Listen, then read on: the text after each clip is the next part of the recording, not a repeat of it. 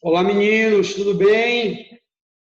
Vamos então começar o nosso sistema nervoso, tá?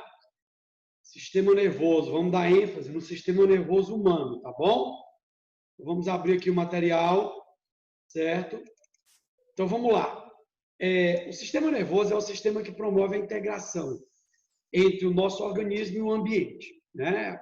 Um dos principais sistemas, certo?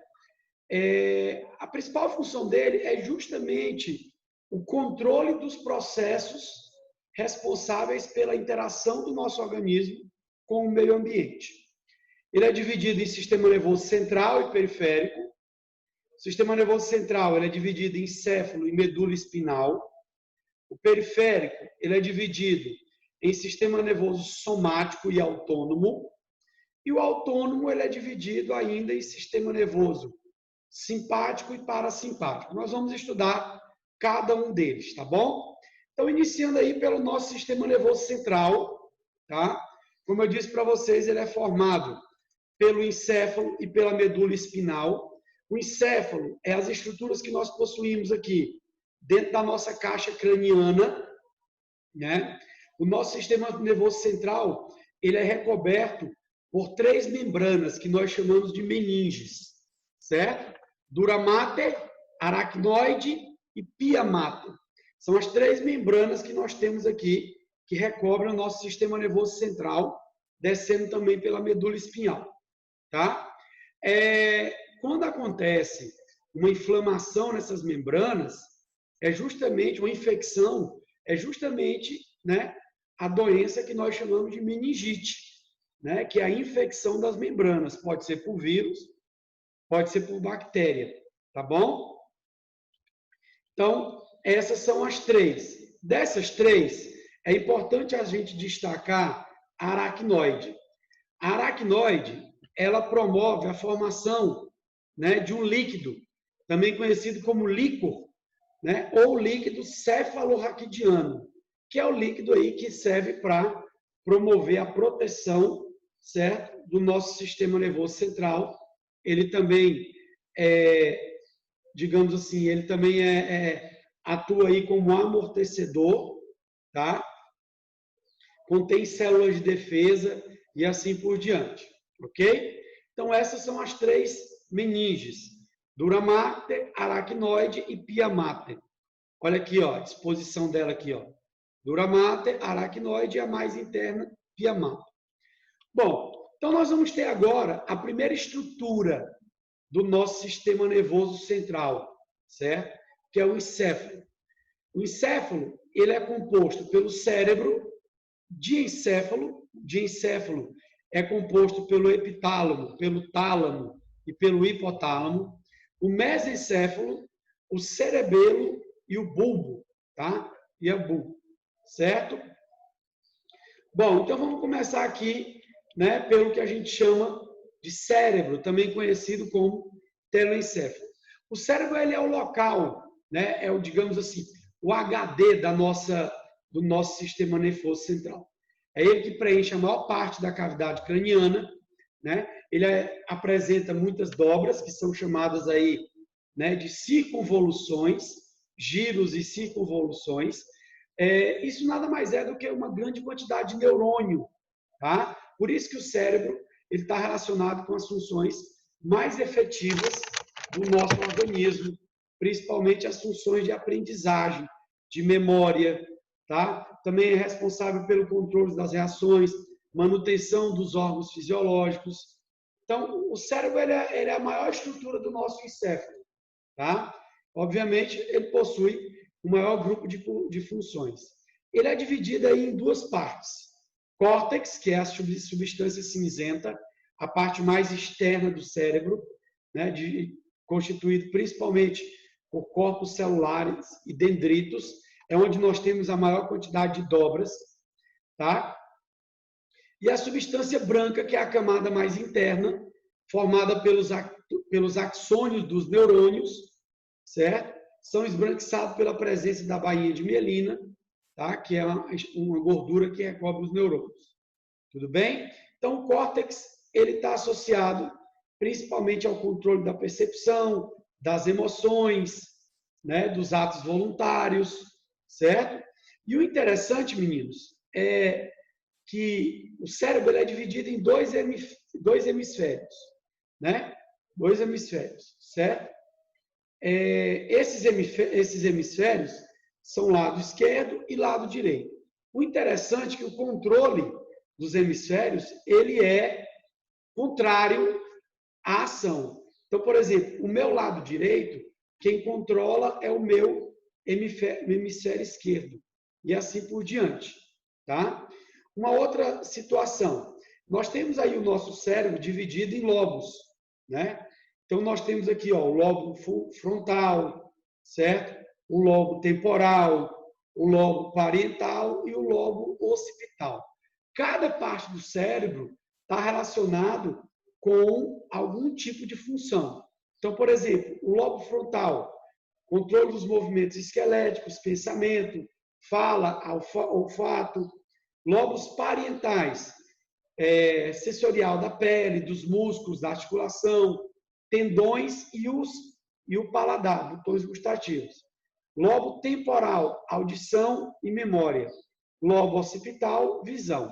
Então, digamos que num acidente de carro, você tenha lesão em um desses lobos, né? Você vai ter, digamos assim, deficiência ou perda de funções relacionadas a esse lobo. Uma questão de vestibular que eu já vi é dizendo que durante um acidente, né, uma pessoa, ela, digamos assim, machucou o lobo frontal. Aí ele perguntava lá qual a percepção no sentido de qual a função dele seria comprometida. E ele te dava lá várias funções. E numa delas, ele colocava como assinar o seu nome, que era correto. Por quê? O lobo frontal, ele controla os músculos esqueléticos, ou seja, ele controla aí a nossa escrita. Isso é um exemplo, tá bom? Beleza? Bom, mudando aqui, diencéfalo. O diencéfalo, ele é dividido em tálamo, epitálamo e hipotálamo. O tálamo, ele é uma área de retransmissão de impulsos. Ele não tem uma função específica, tá? Ele transmite o impulso de uma área a outra do cérebro. O epitálamo, certo? Ele forma a glândula pineal, que é aquela glândula que nós vimos, né, no capítulo passado. E o hipotálamo é a principal parte do diencéfalo. Por quê? Porque o hipotálamo, além dele controlar a temperatura do corpo, o balanço hídrico, o apetite, ele também controla o nosso sistema hormonal, né? O nosso sistema endócrino. É ele que controla o nosso sistema endócrino. Além disso, no diencéfalo, né, nós temos aí os componentes do sistema límbico. O que é o sistema límbico? O sistema das emoções, tá? O sistema das emoções do nosso organismo. Tudo bem? Bom, passando aí para o cerebelo, isso aqui também cai muito em vestibular. Cerebelo é uma parte aí do nosso encéfalo relacionado com coordenações motoras e locomoções. Controla o equilíbrio o equilíbrio corporal, o tônus muscular, o vigor muscular, os movimentos sincronizados de precisão, tá? Então, o cerebelo ele está relacionado principalmente com essa função aí do equilíbrio, dos movimentos coordenados, do controle dos músculos, do tônus muscular, tá bom? E ele também é responsável pelo que a gente chama de propriocepção, que é quando o indivíduo ele pode perceber onde estão as partes do seu corpo, principalmente braços e pernas, sem saber, sem estiver enxergando, né? Às vezes você está dormindo, você acorda com cãibra, e você acorda direitinho com a mão lá onde está acontecendo a cãibra. Isso é chamada propriocepção. Por mais que você esteja de olho fechado, você sabe onde estão os seus braços e as suas pernas. Tudo bem? Bom, tronco encefálico. O tronco encefálico, ele é dividido aí pelo mesencéfalo, tá?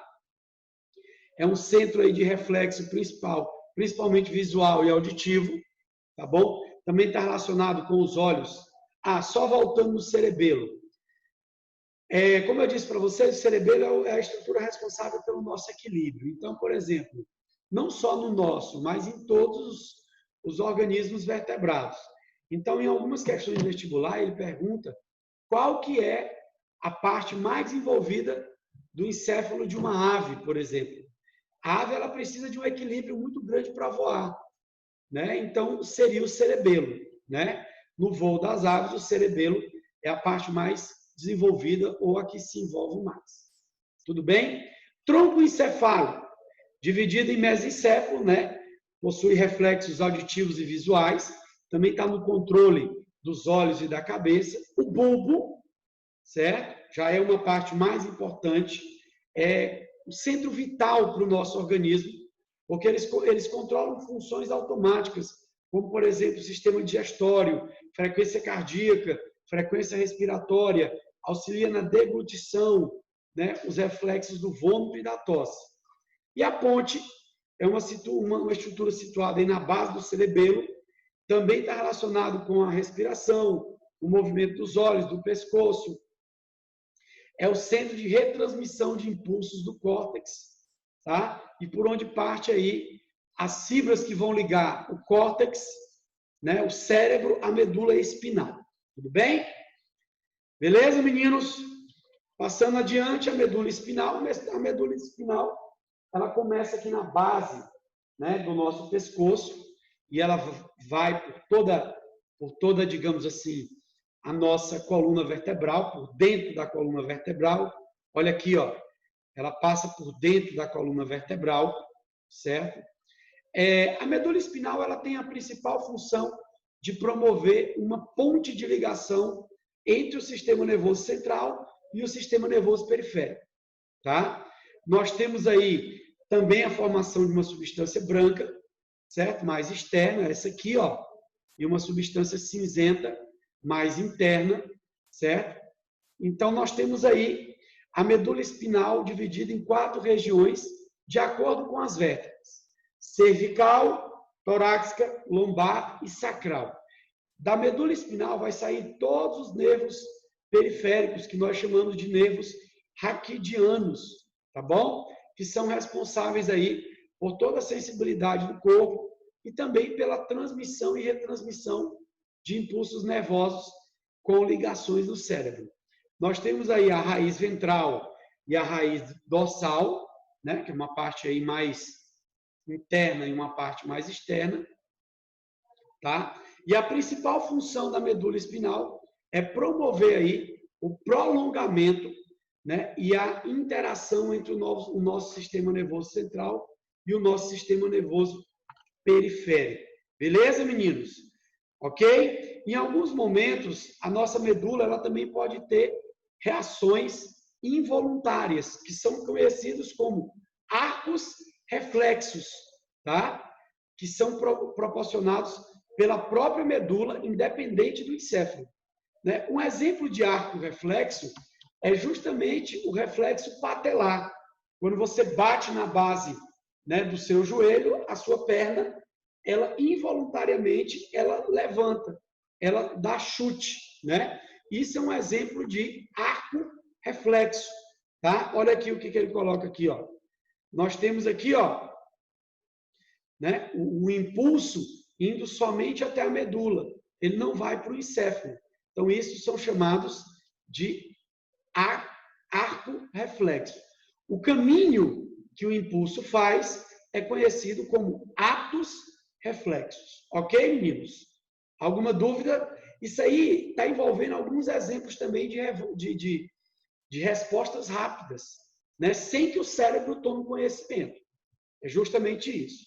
Existem algumas doenças que causam degeneração, né, dos neurônios da medula, como, por exemplo, a paralisia infantil ou a poliomielite, né, promovendo aí o quê? Uma paralisia, principalmente dos membros inferiores.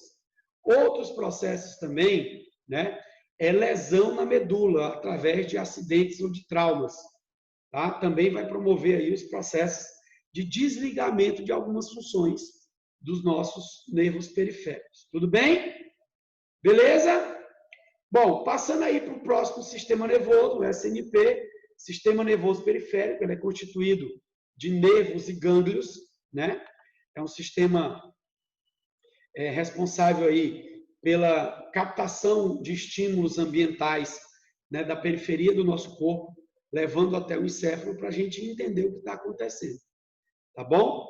Então, nós temos aí o nosso sistema nervoso periférico dividido em sensorial e motor, né? O sistema nervoso sensorial é o que leva as informações do meio ambiente, né, até o sistema nervoso central. O nosso sistema nervoso motor é justamente o que está relacionado com a movimentação do corpo, tá bom? E algumas reações em relação a isso.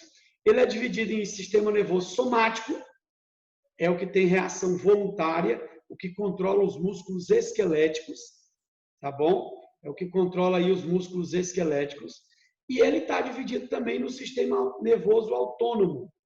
O sistema nervoso autônomo, ele tem aí respostas relacionadas principalmente às sensações, né? Relacionado principalmente às sensações. Ele é responsável aí pela transmissão ao sistema nervoso central, tá? Músculo cardíaco, músculo liso, batimentos cardíacos, produção de suor. Então, ele é mais o sistema nervoso relacionado à sensibilidade. Ele está dividido em duas partes: sistema nervoso simpático e parasimpático. Os dois são antagônicos. O que é que isso quer dizer? Que eles são contrários, tá?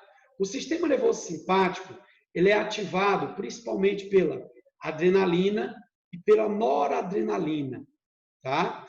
E o sistema nervoso simpático é aquele sistema nervoso do medo, é aquele sistema nervoso do estresse, né? Então, nós temos algumas relações, né, do corpo em relação ao sistema nervoso simpático.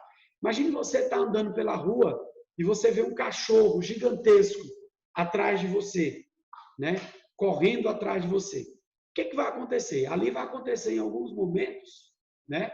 Ali vai acontecer em alguns momentos, por exemplo, uma situação onde você vai ter uma descarga de adrenalina, né, e de noradrenalina.